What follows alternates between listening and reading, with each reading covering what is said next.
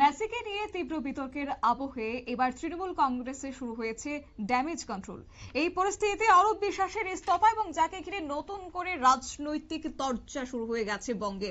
তৃণমূলের রাজ্য সাধারণ সম্পাদক কিংবা তৃণমূল মুখপাত্র কুণাল ঘোষ কিন্তু এক্ষেত্রে দাবি করেছেন যে রাজধর্ম পালন করছেন মমতা বন্দ্যোপাধ্যায়। দলের ভাবমূর্তি এবং প্রশাসনিক দায়িত্বের কথা মাথায় রেখে মুখ্যমন্ত্রী দ্রুত এই সিদ্ধান্ত নিয়েছেন। কি বললেন তৃণমূল মুখপাত্র কুণাল ঘোষ, শুনুন।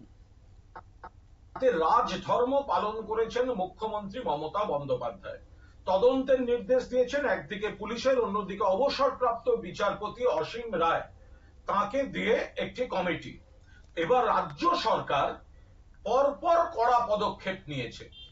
একদিকে ডিজি রাজীব কুমার, সিপি বিধাননগর মুকেশ কুমারকে শোকজ করা, একাধিক পদাধিকারীর বিরুদ্ধে ব্যবস্থা নেওয়া থেকে শুরু করে অন্যদিকে বিরোধীরা কিন্তু এই ইস্তফাকেও মানতে নারাজ, কারণ কেন্দ্রীয় মন্ত্রী সুকান্ত মজুমদার তিনি বললেন যে এই ইস্তফা শুধুমাত্র একটা ললিপপ এবং এই ইস্তফা আসলে মানুষের চোখে ধুলো দেওয়ার চেষ্টা। কি বললেন আজ সুকান্ত মজুমদার, শুনুন।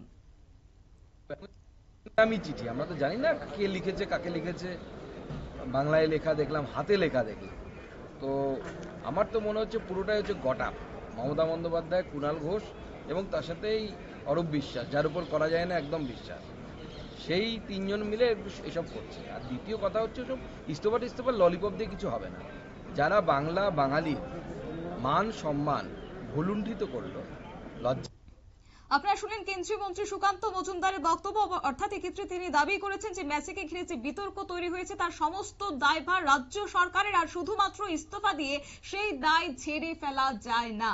পাশাপাশি কংগ্রেসের পক্ষ থেকেও কিন্তু প্রতিক্রিয়া ব্যক্ত করা হয়েছে। কি জানিয়েছেন শুভঙ্কর সরকার, বাংলার প্রদেশ কংগ্রেস সভাপতি, শুনুন।